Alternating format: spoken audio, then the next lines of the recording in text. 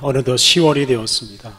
시간이라는 것은 우리가 만드는 게 아니라 우리에게 그냥 주어지는 것입니다.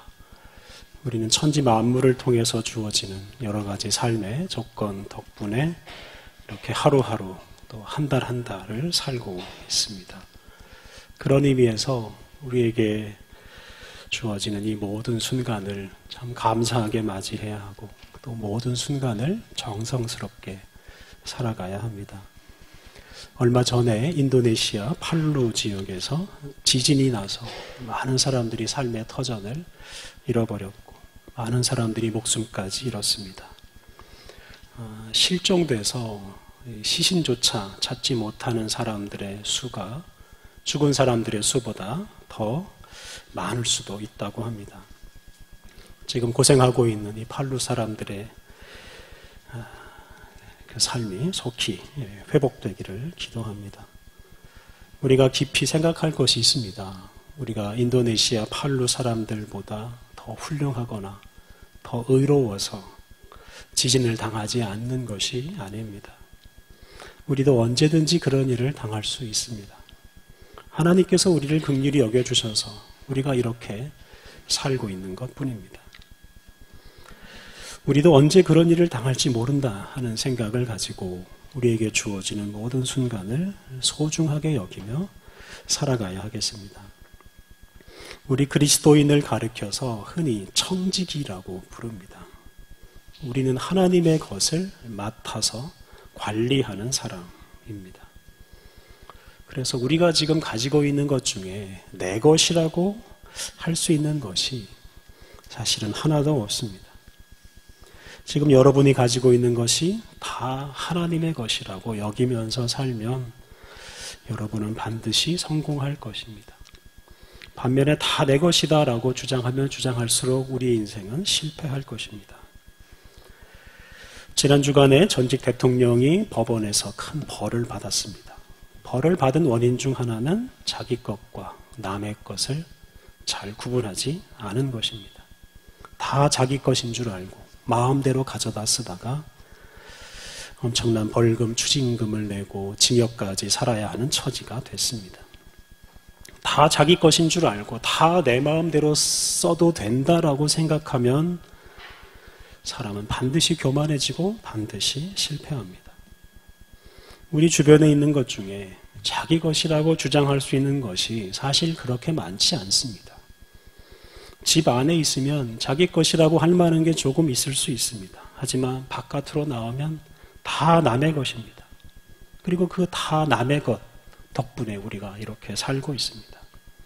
자기 것만 가지고 살 수 있는 사람이 이 세상에 하나도 없습니다. 자기 것이라고 하는 것도 따지고 보면 다 부모님 덕분이고 이웃 덕분이고 친구 덕분입니다. 우리가 청지기로서 우리가 가진 모든 것이 다 하나님의 것이고 하나님께서 잠깐 맡겨주신 것으로 여기며 살아가야 합니다. 어리석은 사람은 자기가 가진 재산이나 지위를 자기 것으로 여기고 그걸 가지고 자기 자랑을 합니다. 하지만 그건 본래 자기 것이 아니기 때문에 그런 자랑은 다 허망한 것입니다. 돈 자랑, 명예 자랑, 건강 자랑하는 사람은 다 부끄러운 인생을 살고 맙니다.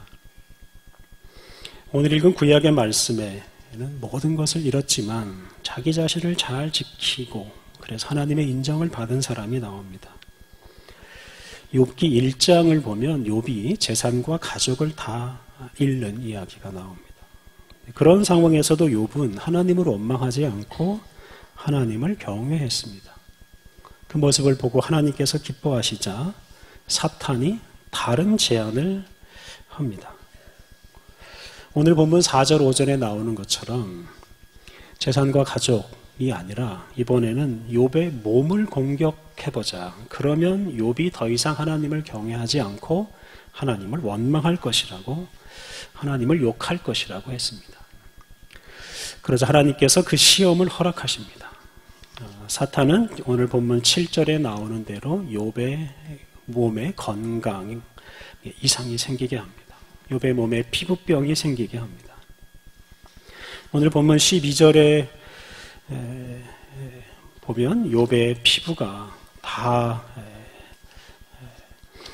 오늘 본문 뒤에 나오는 12절을 보면 그 욥의 피부에 문제가 많이 생겨서 욥의 친구들조차 욥의 얼굴을 알아보지 못합니다.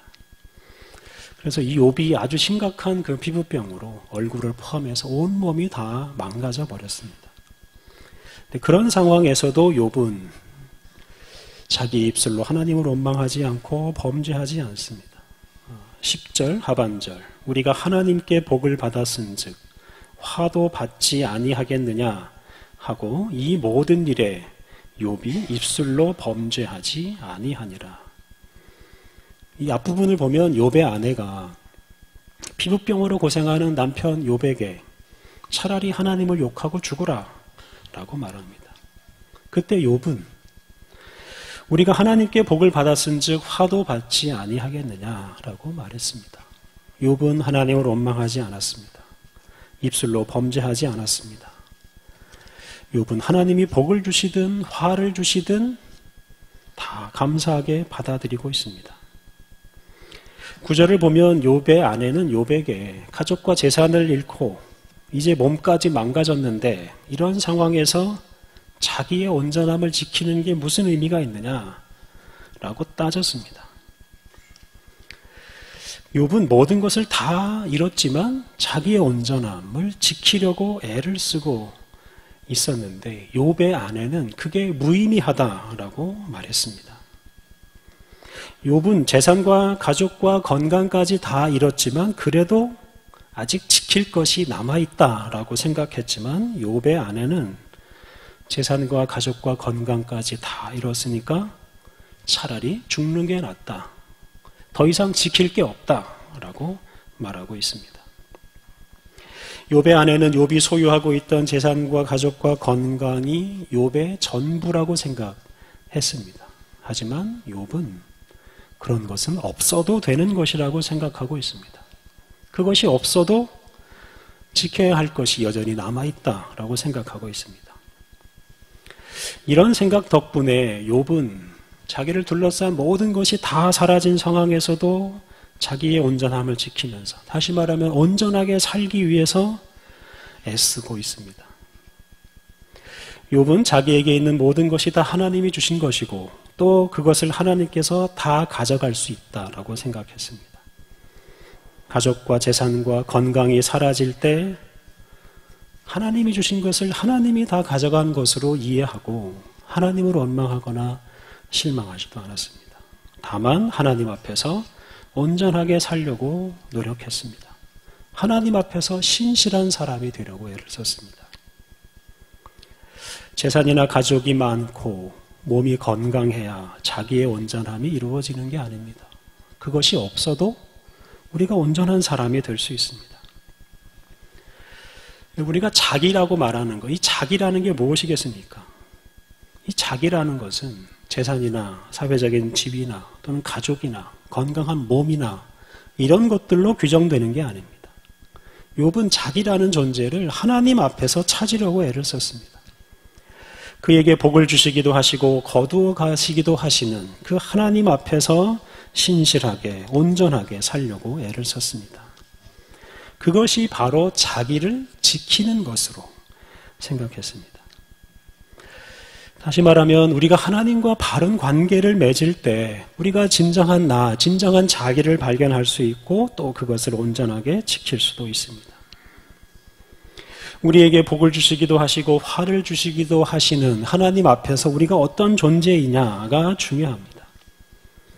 우리를 둘러싼 외부 세계, 우리의 소유물, 우리의 지위, 심지어 우리의 몸보다 더 중요한 것이 바로 하나님과 하나님과 우리의 관계입니다. 우리가 그 관계를 잘 맺을 때 우리의 온전함을 지킬 수 있고 우리가 아름다운 사람이 될 수 있습니다.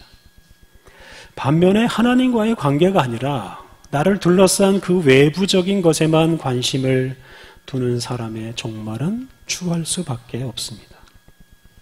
그 사람은 진정한 자기를 지키지 않았기 때문입니다.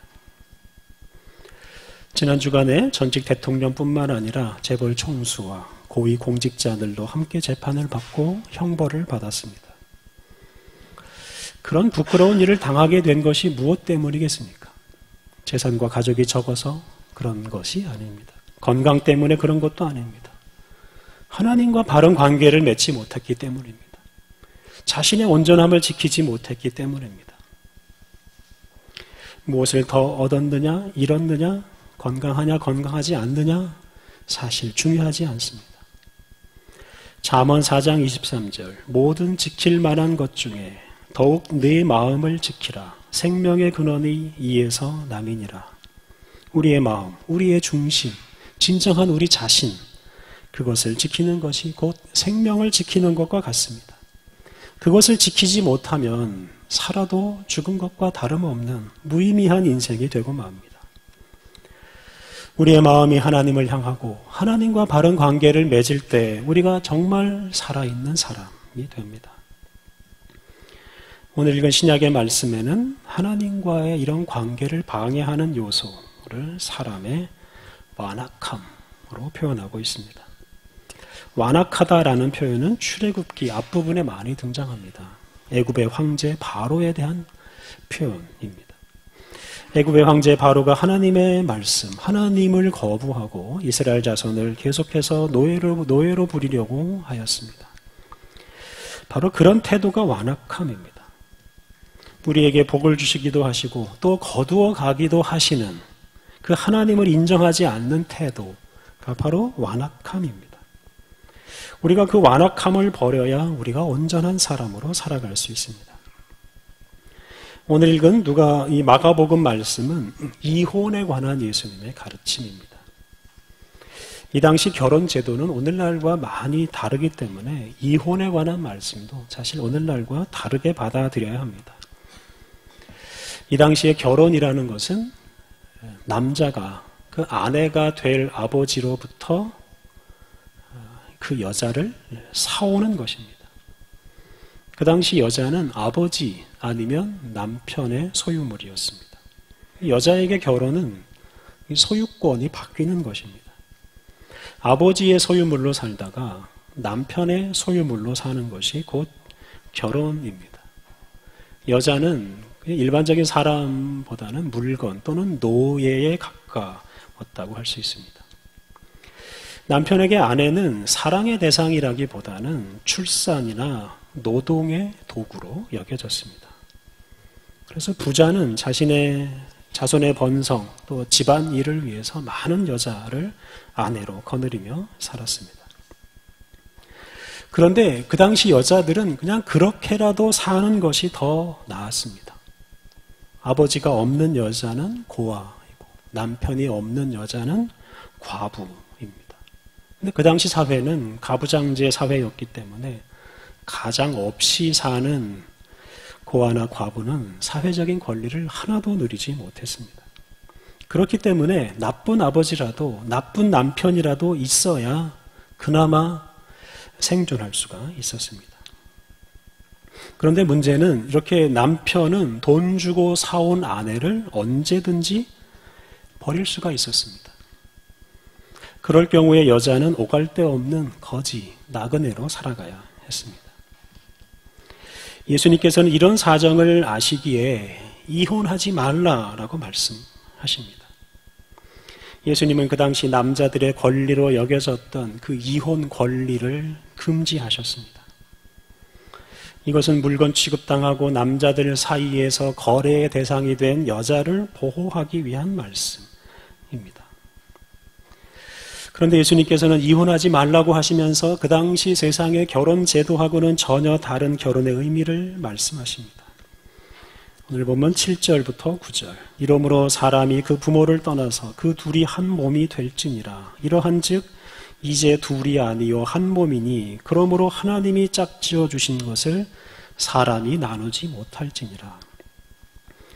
예수님께서 창세기 2장 24절을 인용하셔서 말씀하시면서 남편과 아내는 하나다라고 하시면서 남편과 아내는 하나님이 짝지어 주신 관계라고 강조했습니다.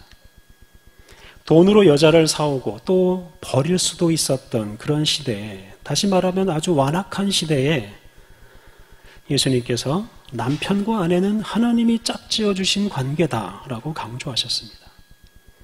이것은 아내를 물건 취급하거나 종 취급하지 말라는 뜻이고, 물건처럼 버리지 말라는 뜻이고, 소중하고 귀중하게 여기라는 뜻입니다.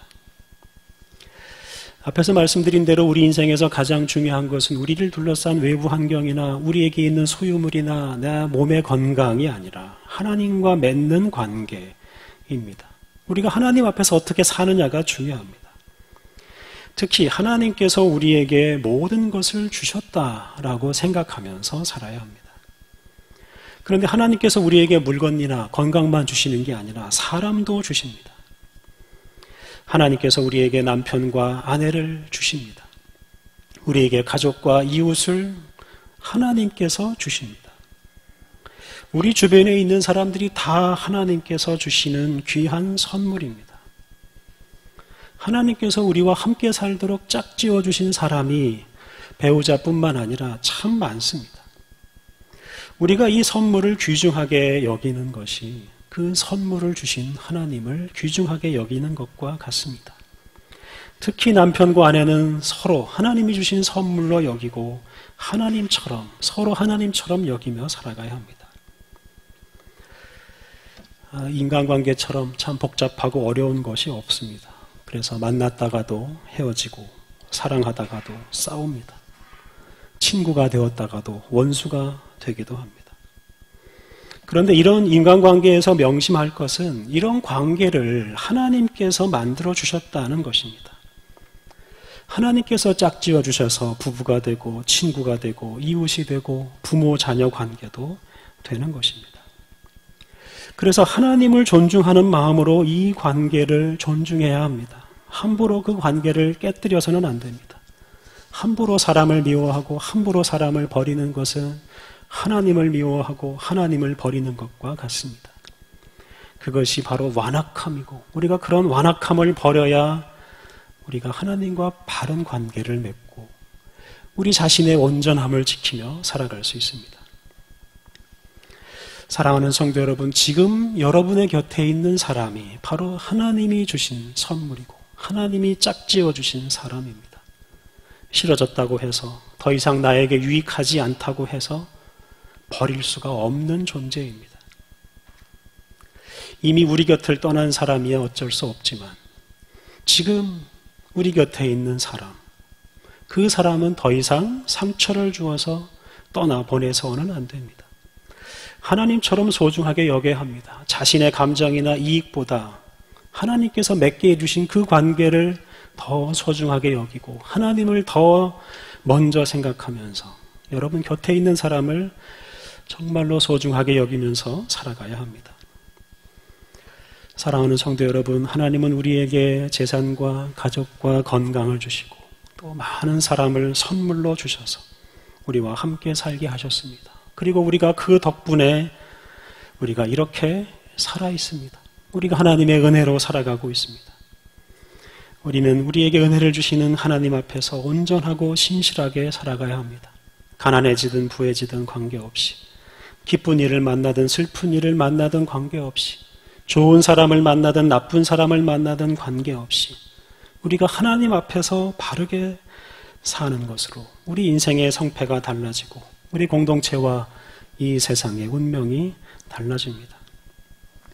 사랑하는 성도 여러분, 무슨 일을 만나든 어떤 사람을 만나든 하나님 앞에서 그 모든 것이 다 하나님으로 말미암아 일어났다고 여기고 하나님 앞에서 자기 자신을 온전히 지키십시오. 그렇게 함으로써 하나님의 뜻을 이 땅에 이루며 살아가시기를 바랍니다.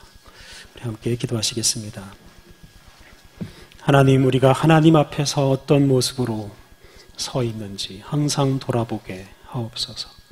하나님 앞에서 온전한 모습으로 서기 위해 노력하게 하옵소서. 우리에게 복을 주시기도 하시고 화를 주시기도 하시는 하나님을 굳게 믿고 범사에 주님을 찬양하고 감사하며 살게 하옵소서. 특별히 하나님께서 우리에게 주신 배우자와 가족과 이웃과 친구를 하나님이 주신 선물로 여기고 또한 주님께서 맺게 해 맺어주신 관계를 여기고 그 관계를 잘 지키며 살게 하옵소서. 하나님, 우리가 다른 사람 탓, 환경 탓을 하지 않고 내 몸 탓을 하지 않고 우리 자신을 거룩하고 온전하게 보존함으로써 주님의 영광을 세상에 드러내게 하옵소서. 예수님의 이름으로 기도드립니다. 아멘.